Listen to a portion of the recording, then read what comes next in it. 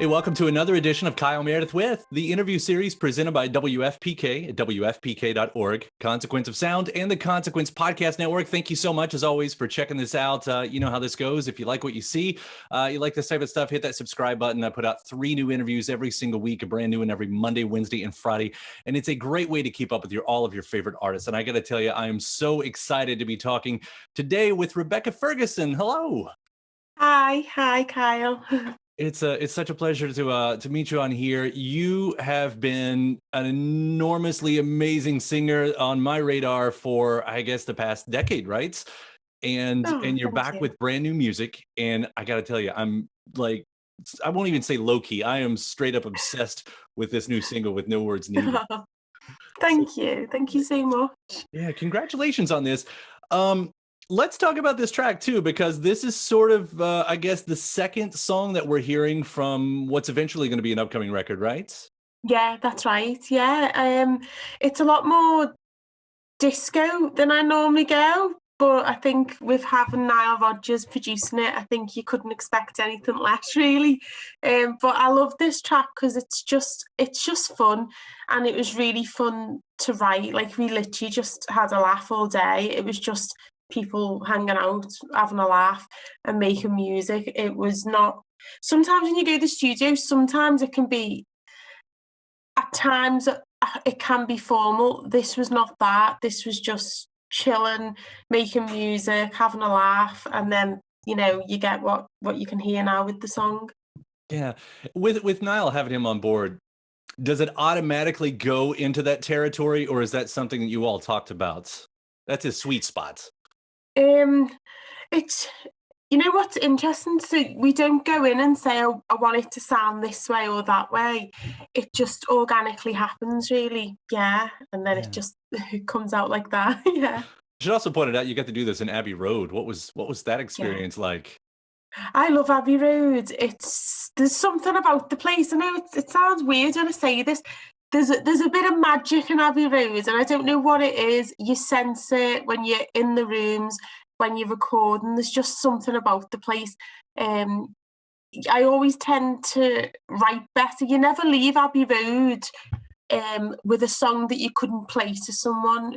Plenty of times you'll go to the studio and you're messing around and you leave and go, oh, well, I didn't really fancy that. But with Abbey Road, it's as if it forces you to be at your best. Yeah. I would hope so, because to say that you went into Abbey Road and just didn't end up with anything, I mean, what a loss. What a loss that would be. Yeah, it'd be bad.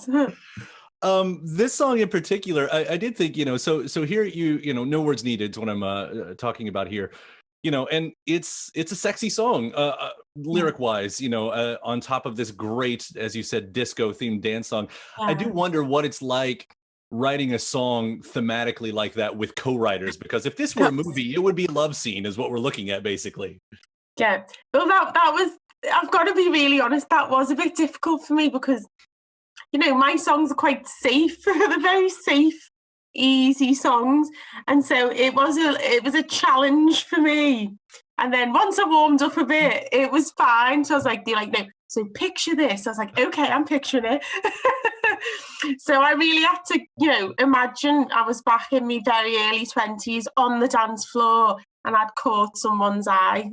Yeah. I mean, that very first line, "We can take it slow. Let's just start off with hello." I mean, that's, Yeah. as far as song Yeah. intros go, that's perfect right there. Yeah. Thank you. Yeah.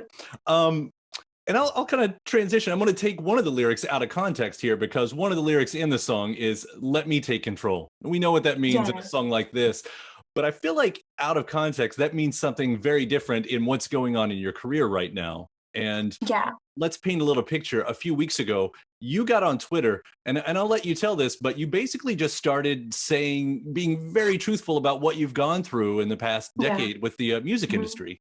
Mhm. Yeah. Yeah. No, it's really strange because I'm actually in a really good place, and I've spoke about this before about the music industry and the injustices. Um, but it's strange because I'm actually in a really good place, and I've got no reason right now to be going over old ground. But I just had this moment, like an epiphany. I watched an old video of me and I reflected on myself and how different I was then.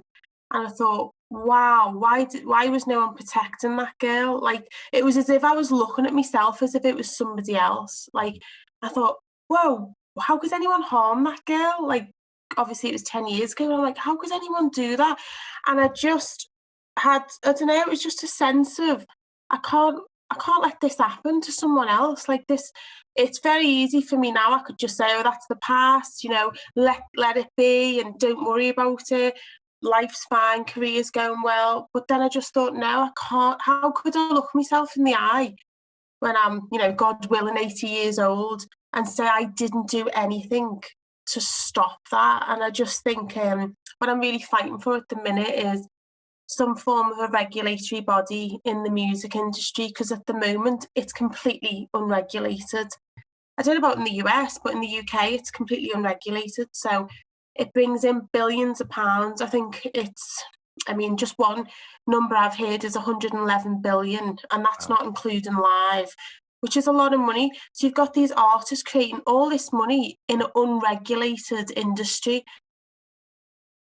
It's not okay. Like, who's holding people to account if, I don't know, a big boss does something to an artist? Who's above him that can say that's not okay, you can't treat that person like that? Currently there's no one, and I think that is only going to lead to further corruption. And actually I think it's good for them as well, because actually natural human nature is a bit like the animal kingdom. You know, the lion takes on the zebra or the whatever, and that's power, and that's what happens. And when you allow power to go unchecked, you know, it goes wild. And I think that's what's happening. I'd like to think they should welcome it as well, because it'll keep them in check and go, actually, am I being a bit of a, I won't say the word here, you know? So I just think all round it's necessary, because it'll create a kind of space for music. And, you know, I feel like the music industry's got such a bad reputation. It doesn't need to be. It can be fun. It can just, why can't it be like, oh, the music industry, it's an amazing, lovely, warm place. Like, why can't we do that? Like, why does it have to be, oh, but the music industry is a bit dark or dodgy? Or so I just think we need to change the narrative. And I think for 2021, the way everything's going, especially with the youth, I don't think they'll accept any archaic music industry practices. So I think in the UK anyway, just trying to push it forward a little bit. So what does regulation look like for you, that what you're talking about and asking for? So what I would like to see is, so for instance, music managers have a license. So you have to go to a governing body and you apply for a license. If you have, let's say, so many complaints against you and reports to say that you are not managing properly or you're stealing money or whatever it may be, you get struck off. That means you can't be a manager anymore. So it serves as a deterrent. So then they're not going to be as likely to mistreat artists, because they know they can lose their job. Same goes with record labels. They're licensed. So these big executives are licensed. If they bully people in the workplace in any type of way, and it gets reported so many times and it's proven with evidence, then it'll go before a committee, a regulatory body, and they say, no, come on, you've had 3 chances, you've repeatedly done this, sorry, you can't do it anymore. You know, I won't say a label name, but that label will then have to find another executive. So it just serves as a deterrent, and I think it'll just make a nicer, friendlier work environment. I think it's good as well for the people who are in power. It's good for them, because sometimes people don't even realise what they've become. They've got that many people around them praising them, treating them like they're a god, that they've become their own monster. And it's good for them as well as human beings. Sometimes human beings need to be reminded, you can't treat people like that. You know, you've got a bit too big for your boots. And I think just creating a regulator will just make everyone realise, actually, we're all human beings. Let's treat each other with respect. Let's have a nice working environment.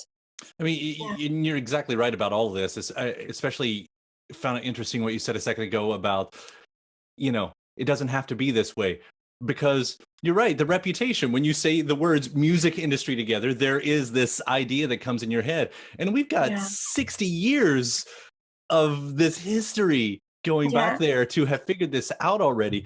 I do want to back up, and I will point out, I know that you're not allowed to say everything because of what's going on legally and everything, but take me through exactly some of the stuff that you can talk about that happened to you, because this stretches back in America. You know, I know first time I heard from, you know, over here was, of course, you know, was your first big record over here. So which would have been what, 2010, 2011, something in there? 2011, 12, was it? Yeah. Which I loved, actually. I loved coming to the States. That was so nice. And I have to be honest, everyone was so nice to me. Like, I really loved coming over to the States. But yeah, for me, you know, it started off, a lot of it for me was like contractual stuff. Like, I never had like independent legal advice.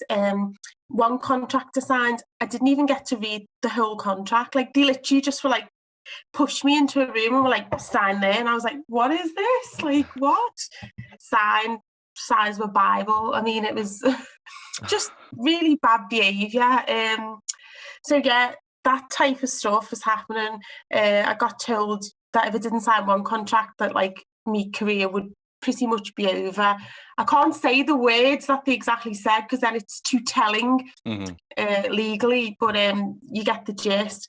And you know, at the time when you're a young girl and you've been dreaming your whole life, you've got these people and you're like, oh God, what do we do? And you know, looking back, it's sad and stupid, but you don't know any better at that young age. And equally, they shouldn't have been doing that to me.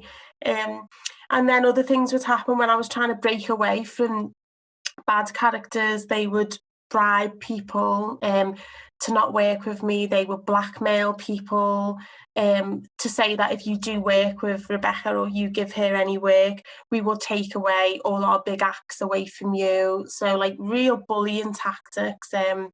And it got really bad, and it got to the point I was suicidal, and a very senior record exec stepped in because he was horrified by it.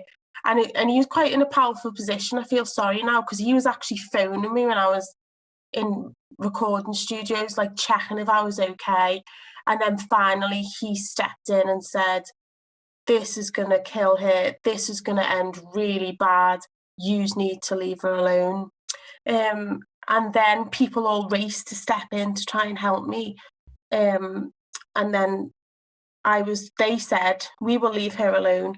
Can you ask her to put a 2-page spread in the magazine Music Week? We'll pay for it. And they just basically wanted me to put like quotes of, you're amazing, you're so good. Like just, I mean, proper weird behaviour, like psychotic, narcissistic behaviour, proper bullying. So yeah, no, that's just one tactic. I've had many tactics. But yeah, no, really odd behaviour. Now when I look back, like you're dealing with narcissism and very strange bullying characters. Yeah. And you know, there was a time, most of the time up until, you know, the past 10 years, 15 years or so, that we saw artists disappear all the time. I mean, you know, and usually what we heard was, you know, oh, the next record didn't sell that well, so they got dropped and they had nowhere to go after that because the big label machine was all you could turn to. And I do think the internet did regulate quite a bit of that, where you could be an independent artist. But, you know, you're talking about this. Like I said, we saw the first record do great, and it had the big single, Nothing's Real But Love. We played it a lot here in Louisville.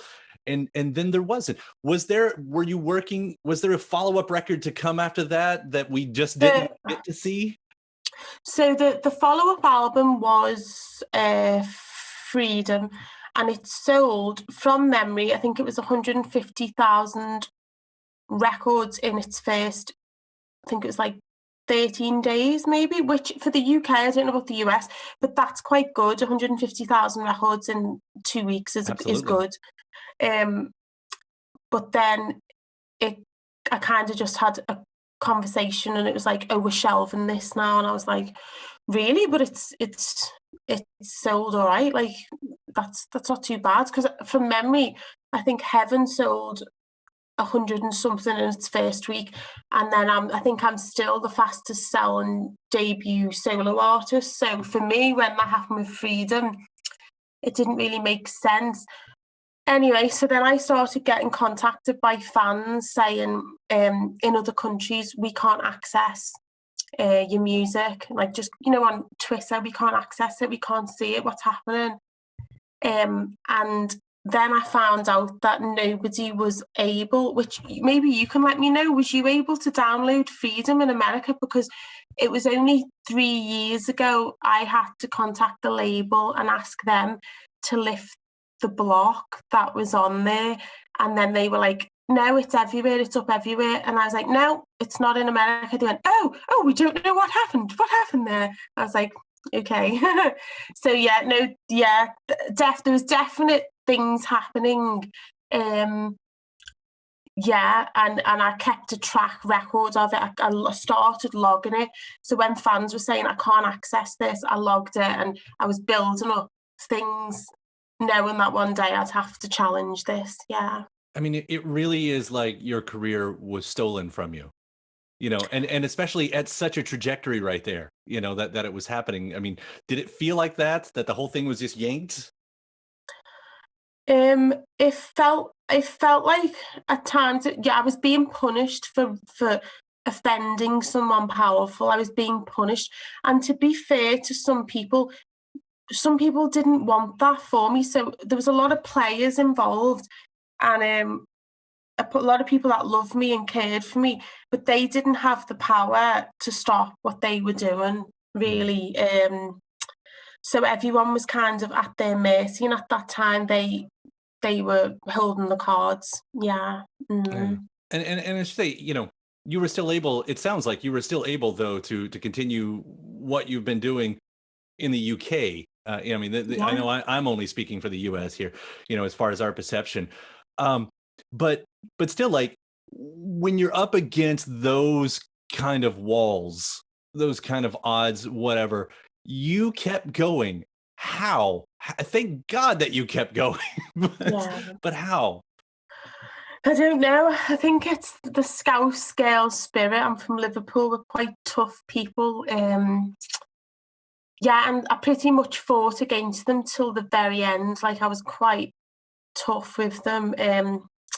The only time I'd, take my foot off the gas was when it was affecting my home life terribly, which at times it really did. But I just fought against it. I hate injustice. And I hate bullies. I can't bear a bully. And I just think it's so wrong. And that's why now that I'm in a good place, I'm just really fighting against it and thinking, you can't treat people like that. It's not okay.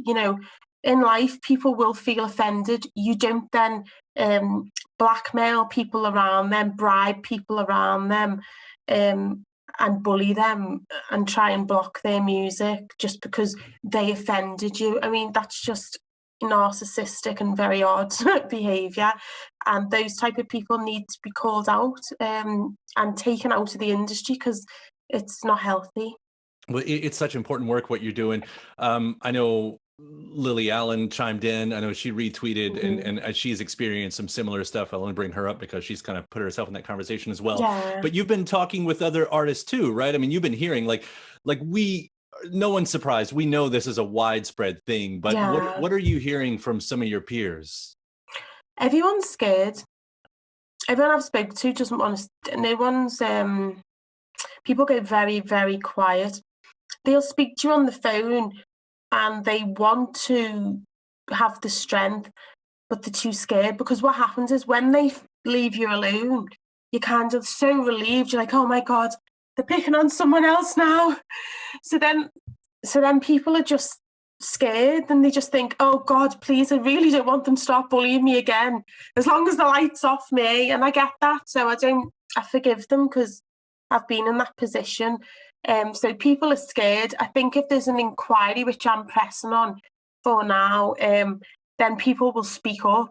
But people need to see unity, and they need to see everyone coming against it. Otherwise, people are too frightened. They don't want to be singled out. As well as that, they use tactics like to try and bankrupt people. I mean, I don't know Lauryn Hill's story, but when I read some of the things she was writing, I was like, oh my God, you've been through this too. Like, yeah, people are scared. And I just think being in an industry where you just want to sing, but you feel scared to tell your truth, that's toxic. Why would anyone want to be in that industry? I mean, we need to deal with it straight away. Nina Simone was speaking about this. I mean, that was decades ago. I mean, she became so unwell with it.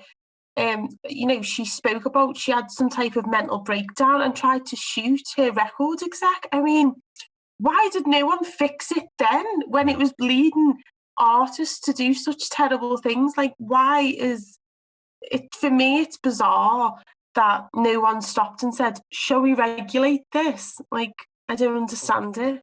Yeah. Well, you are correct. I mean, the conversation about mental health has become so much bigger and so much more common in the past, 5 years or so, which has been great to see, specifically within the music industry.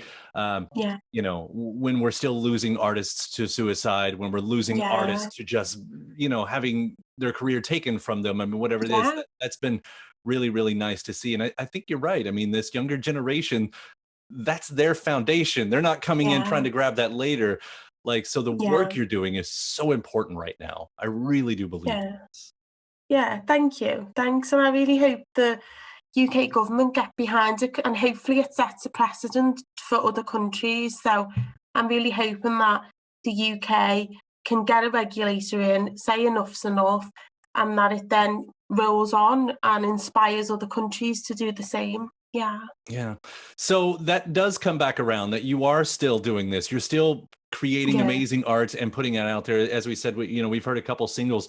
What else can you tell us about this album that's still to come? I mean, is this a 2021 thing that you're working on? And is this the sound that we're expecting? I think the sound of the record, the song that you've heard is, it's pretty much what it's going to be. It's going to be really empowering, really a very empowering album. Upbeat, fun in places, honest. And I think Nile Rogers is just so amazing. So to have him produce the album for me is a real blessing, and to have even met him and got to work with him at class is a real blessing, because I was starting to feel like I'd had enough of the industry. So I feel like having him involved is going to be magic. And I'm really looking forward to seeing the complete end result. I'm happy with it so far. I'm looking forward to see how it ends. Yeah, I will say the nice thing about the current culture, the singles culture that we're in, is it used to be a thing where you did the album cycle that would just grind on artists. Like, here's the record, here's the tour, give us the next record. It does seem like with the singles culture that you finally have the time, that artists finally have the time to really put the the work in, the creation part. Is that how you feel? Yeah, definitely, because you can kind of just put singles out as you go, and you just keep writing, keep recording, and then just drop a little single. And it's quite nice. It is. It's good. And not rushing on it as well, not rushing an album. I think people are eager. They're like, hurry up, when is it? But it's better to just take your time and have a quality album. Yeah. Do you think you'll get back over here to this side again with this music? I would love to. I really did like the States. And it's my dream to live in LA one day as well. I'd love that. So hopefully that would be nice. Yeah. The doors are wide open. Hopefully that'll be sooner than later. Rebecca, again, it is amazingly important work that you're doing. Thank you for standing up for so many artists out there, and for continuing to do the music you can. Again, no words needed is so good. I cannot wait to hear the rest of this album. Thank you so much. Thank you. It's been a real pleasure to talk to you. Thank you for taking the time to talk about it. Thanks, Kyle. Thank you. Bye. Thanks. Bye. Bye.